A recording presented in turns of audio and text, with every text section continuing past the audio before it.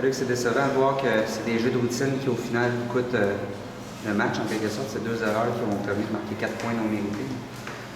Oui, c'est sûr que ça l'a fait mal. En même temps, non, c'est 4 points qui, comme tu dis, non mérités. On ne peut pas s'en permettre, c'est ça. C'est limiter nos erreurs parce que c'est quand même des bons frappeurs, des bonnes équipes.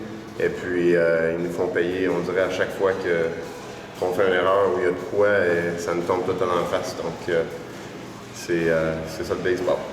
La situation se répète, tu fais que c'est difficile de coller 2 victoires de fil, les montagnes russes qui se poursuivent. Y a-tu ton équipe se sent comment en sortant de ce match-là, que justement on n'est encore pas capable de livrer la marchandise de façon continue? Bien, je suis sûr qu'ils sont déçus, tu sais, c'est des compétiteurs. Ils veulent pas être dans des situations de même. Et puis, Vessela, il nous a quand même surpris ce soir, là. Tout le long, il était releveur toute l'année, ça allait mal. Et puis, finalement, il a commencé à faire une coupe de départ. Et puis, il était quand même de 91 à 94 tout le match. Donc, c'était assez impressionnant. Il a très bien lancé. Et puis, de là,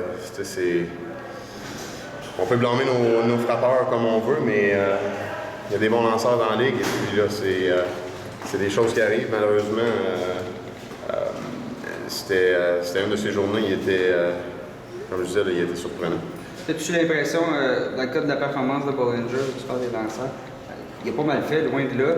Tu juste gardé la balle un petit peu trop haut dans la zone des prises? Exactement, c'est que normalement, il fait des erreurs. On a parlé quand il est sorti, il limite ses erreurs normalement, puis quand il en fait, sont basses. C'est des erreurs qui ne sont pas frappables. Aujourd'hui, malheureusement, les erreurs étaient dans le cœur du marbre, ils étaient hauts. Et puis, on dirait qu'à toutes les fois qu'il faisait une erreur, ils ont capitalisé. Donc, de là, je suis sûr qu'il va faire un ajustement pour son prochain départ. Ça faisait quand même une dizaine de jours qu'il n'avait pas lancé en tant que partant.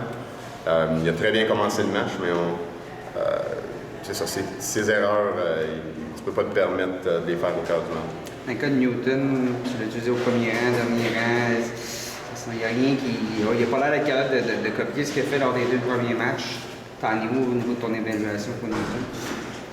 Bien, on dirait que jusqu'à présent, on fait juste affronter des gauchers, donc je sais que j'étais frappeur gaucher.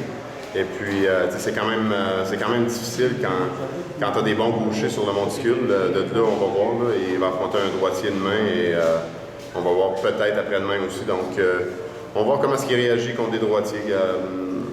Ça prend des bonnes apparitions.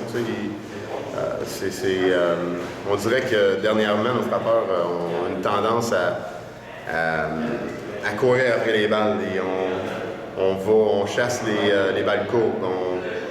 C'est de commencer à se lancer sur des prises. Et puis, quand tu as des prises, c'est de ne pas les manquer. C'est ça le problème. Fin de match.